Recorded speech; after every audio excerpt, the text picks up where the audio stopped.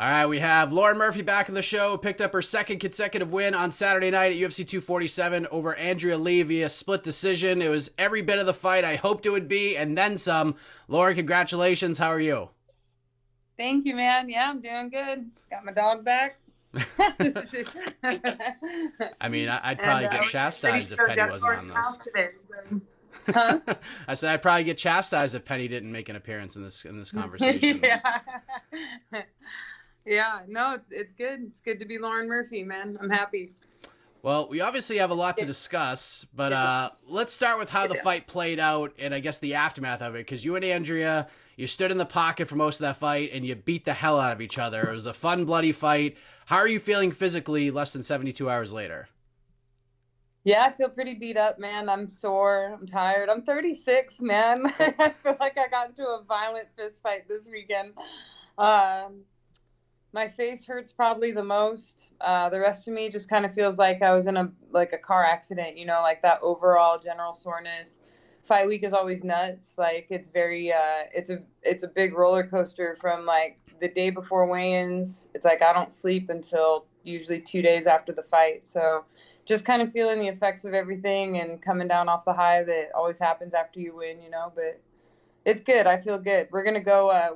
We bought a house and we're gonna go start demo day today. It's D-Day, so we're gonna go start tearing shit out of there. And I think getting the blood moving and stuff will help a lot with the soreness. There you go. I'm just going through demo myself, so that's gonna be a lot of fun for you. But it doesn't look like it in the background. There it looks like you got everything neat and tidy. But yeah, we've done a lot. Post it all on IG. Yeah, we've done a lot. You guys remodeling? Nice. Yeah, I mean, compared to what the house looked like when we bought it to what it looks like now, it's like night and day. But That's awesome. we still have like a ton of stuff left to do. But in terms of the fight itself, I mean, I expected a fun fight, but you heard Rogan and Cruz talk about it throughout the fight. And while I didn't agree with a lot that was said on the card in that fight in particular, they kept saying, I'm surprised Andrea is engaging in this sort of dogfight-like style because this is the kind of fight that Lauren Murphy loves. Were you surprised that Andrea sort of played your game throughout the 15 minutes? No, man, not really. I knew that if I stood there and traded with her, she'd be happy to trade back. But our game plan was like put a lot of pressure on her, come forward, stay in her face, like get in her shit. And that sounds like a good time to me, So, that was cool. I was like, okay, I could do that. And really, I did want to take her down more, but I knew she was going to kick well, and sometimes it's hard to change your level. Like one time she did almost kick me as I was coming in, and it was kind of a close call. And she really hurt me bad in the first round. Like she hit a body kick in the first round about halfway through the first round. And literally I wanted to sit down. Like I've never felt something like that in a fight. I popped my rib when I fought Sajara and didn't even feel it until after the fight. But this time in the first round, like she hit a good shot to my liver and I was like, I just really wanted to sit down. And it hurt the rest of the fight. As soon as the fight was over, as soon as that final bell rang, it took a lot. I only raised one hand because I could only get one hand up. Like my body hurt so bad. Obviously, that one kick affected you, but it seemed like every time she went to the body, it sort of was affecting you throughout the fight. Were you surprised she didn't keep going back to that well? Did that sort of change your approach mentally, sort of expecting more of those body shots to come? Man, she did go back to it a couple times. She never hit it as hard as she hit it in the first again, but she went back to it a couple times, and every time it hurt. Yeah, it hurt every time. And by the end of the third, it was like my hands were really far down. Like, I'm glad, that it was a 3-round fight and not 4 and 5 or something like that because, yeah, my body was hurting, but I was so proud of myself for pulling it out and poker facing it through. And honestly, I thought I won the first round. Even with that, I thought I poker faced it enough that I won the first round, but only one judge gave me the first round. So what it is. So the fight ends. It's a lot of fun. It's a pretty close fight. How are you feeling after that third round about everything? When Bruce Buffer's about to read the scorecards, are you feeling confident that you were going to get the nod and that you had done enough to get the victory? Hell no. No way. We were standing there and I just knew it had been a close fight. Like I had no idea because I knew I felt confident I won the second and that was kind of it. Like when I walked back after the second round, I knew I'd won that one because I thought I stole it with a takedown. And all three of the judges did give me the second round. But the first and the third, I thought really were kind of up for grabs. The third, I felt in the fight that she had probably won because she came forward at the end of it, like the last 10 seconds. I felt like she stole the round with coming forward like that, the way I had stolen the round in the second. So I don't know. I really didn't know. And I've stood there before confident that I won, and the judges have read their name. And you know what I mean? I don't know. You just can't trust it when it goes to the judges ever. So I did know 100% that I'd given it everything I had. I was really happy with my performance. I was really happy with my effort. Super happy with my preparation. So for me, it was like, whatever happens from here happens from here. But I was really, really happy with myself standing there in that moment. When Bruce says your name, winner by split decision, lucky Lauren Murphy, what was that moment like for you, especially with it being in Houston, your new home, you just bought a house there and everything? It was good. Like a big part of me always thinks about the money. Like as soon as you said my name, I'm like, oh, good, we're going home with 2 checks. Because that really is like, it's a big weight off your shoulders, you know. Going home with 1 check. I mean, I'm on a new contract now that I'm really happy with, but it is always nice to double that money. And so for me, that was kind of one of the first thoughts is like, yes, like we're going to be able to live comfortably for a while, you know. But also just that, like, I felt like I deserved it. I felt like I deserved the win. I honestly thought I had won rounds 1 and 2. And if he had called Andrea's name, it would be one of those situations where it's like, all right, like they just didn't see it the way I saw it. That's it. That's literally it. And I'm hoping Andrea feels that way about the fight too, because it was a super close competitive fight, you know, like I don't think she should be disappointed in her performance at all. I think she had a great performance. I had a great performance. It was awesome. My really only regret about the fight, or the thing that I wish I could change, is that I wish the fans hadn't booed at the end. It's like maybe if I'd been wearing a fucking cowboy hat, maybe they would have cheered or whatever. But I don't know. I just thought that the booing was so inappropriate and shitty, and really all those fans, all those Andrea Lee fans, probably fucked her out of $50,000. Because if they had cheered our fight and gotten on their feet and like cheered us on and stuff, then we probably would have gotten fight of the night. Does that feeling, you know, the fans booing and kind of seeing the different scores on Twitter and on like MMA decisions and stuff, like does that take away from the win a little bit? Does it feel like you got the closure in the fight enough? Like I know you're happy that you went out there and you left it all in the octagon. That's the big goal for you, win or lose. You were happy with that, but does it sort of take away from the win a little bit? No, not really. I mean, people kind of see what they want to see, first of all, you know, like it doesn't really have anything to do with me if they judge that fight differently than how I felt it was, or differently than how the judges saw it. I mean, people are split on it. There's a lot of fans that think that I won. There's a lot of fans that think that I lost, and that really, like, I don't know, it's just none of my business, to be honest with you. I knocked her mouthpiece out 3 times. I think that should count for a lot. I think that's what won me the first round, is that, like, or at least in my mind, that's what won me the first round, was that I kept knocking her fucking mouthpiece out. Like, obviously I'm hitting her hard. You know what I mean? And so and then the number of strikes that we landed throughout the fight was actually equal. I don't think anybody expected that. She started pulling away in the third, like she outstruck me in the third, but I don't think anybody expected us to have such a close competitive match on the feet, and it was mostly contested on the feet. Anytime it went to the ground, it was because of my takedown. Anytime it went to the ground, I was the one on top. The only time that she had like a position of any dominance on the ground was when she had kind of that anaconda hold, but it wasn't even close to a choke. She wasn't even breaking me down or breaking my posture or anything like that. And the only reason she got that position was because I tried to finish her with a flying knee, because I had knocked her mouthpiece out for the 3rd time. So, I mean, people can see what they want and they can take what they want from that fight. But I think the truth is, and nobody can argue, it was a very close, competitive fight, and it was a very good fight. And for that, I'm very happy. I would agree with that. Was the mouthpiece thing a little frustrating for you? No, I was happy. I was like, fuck yeah, put it back in so I can knock it out again. I was super happy. I thought that showed a lot of power in my strikes. I thought it showed a lot of dominance in the striking, which was supposed to be her area. And she's out there spitting her mouthpiece out every 10 seconds. You know what I mean? Like, she's supposed to dominate me striking, and she couldn't, and she didn't. Of course, there was a lot of controversy on Saturday night, and a lot in that fight in particular, for a few different reasons. First of all, have you gone back and watched the fight? And more specifically, did you go back and watch it with the commentary and all of that? Yeah, I didn't think the commentary was bad. I don't know. I might have been missing something. I heard him say something about the judges not watching the fight, but I didn't take that to mean that they're going to screw up the judging of my fight. When Joe said that, I just thought he meant like the judges are kind of incompetent overall, which I kind of agree with. Like they are pretty like incompetent. I think the scoring system that we use is bullshit.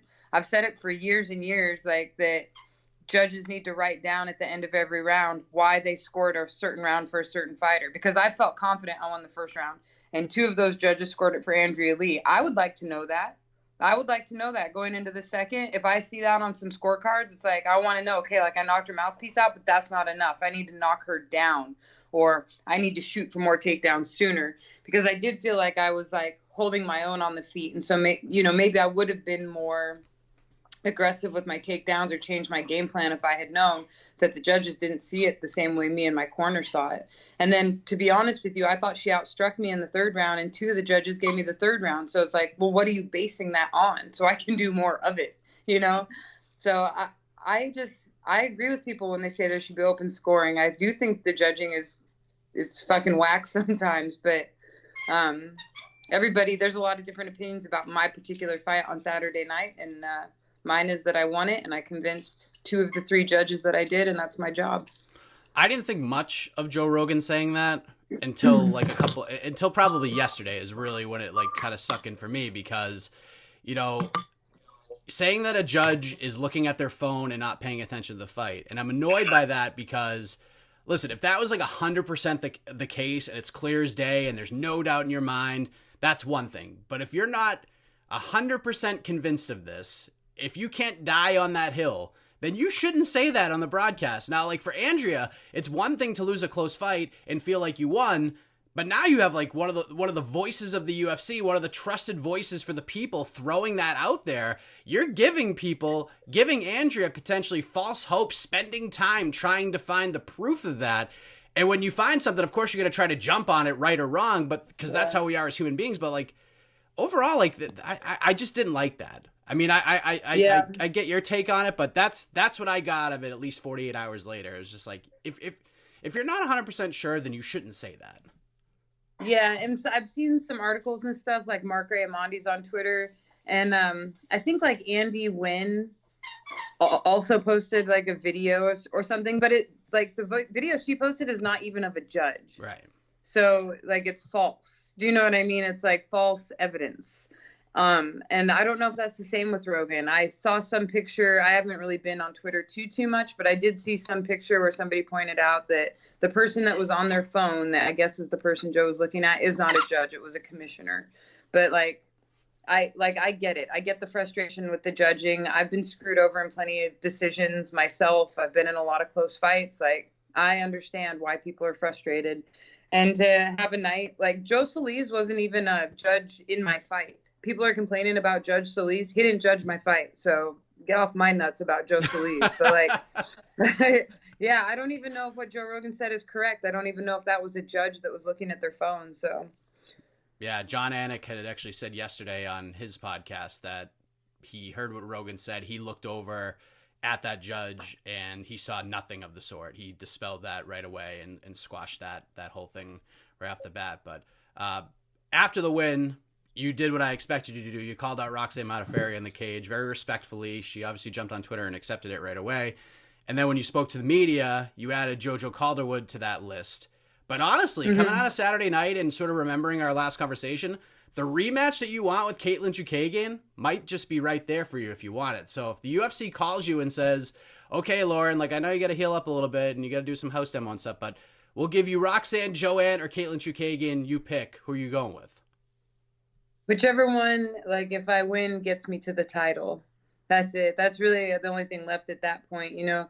Katlyn would be a tough fight. Like I think that Valentina looked monstrous on Saturday, first of all. But Katlyn is so good, you know, it would be a tough rematch. They're all tough fights. Yeah, I don't know. I'll fight any of them. But man, trying not to swear on camera, it really fucks up my flow. Because like I just dropped so many F-bombs and swear words. It's hard for me. And Dana always tells us like, do not swear on ESPN. It's a big deal. don't do it. And so then I get tripped up because I'm like, well, is ass a swear word? Can I say ass? I can't say fuck. Oh, almost let one go there. So I just end up like pausing for long periods of time. And one of my goals, remember, was to not be a total nerd on the mic. But it's like, if you don't let me swear, I can't flow my way through this. I don't know. We got to get you on the pay-per-view cards, and then you have a little more leeway. Well, hopefully that performance will do it, because I feel like I really walked through fire for those 15 minutes, and I did it for the fans, and I did it, for myself too. But I hope the fans really enjoyed it and appreciated what Andrea Lee and I did, because I was cracking her too. Like, she wasn't happy to be standing in the pocket any more than I was. So, are you even looking at the calendar and thinking about like when you'd want to come back at this point, or are you just sort of smelling the roses and just sort of diving into what you have going on at home? I said 3 months, but that's like a joke. Like Roxanne even wrote to me after the fight, and she said, it was so exciting, like hearing you call me out. She said, I like how you threw 3 months in there, as if they'll let us do it that soon. And she's right. They're not going to let us fight that soon, because there's just so many good fights that have to happen on the roster before we can. It takes a while, to cycle through. But I think like International Fight Week would be good, because it's in Vegas. Roxanne's based in Vegas. International Fight Week is cool. They know they can count on us to make weight. They can count on us to throw down. They know we're going to put on a good show.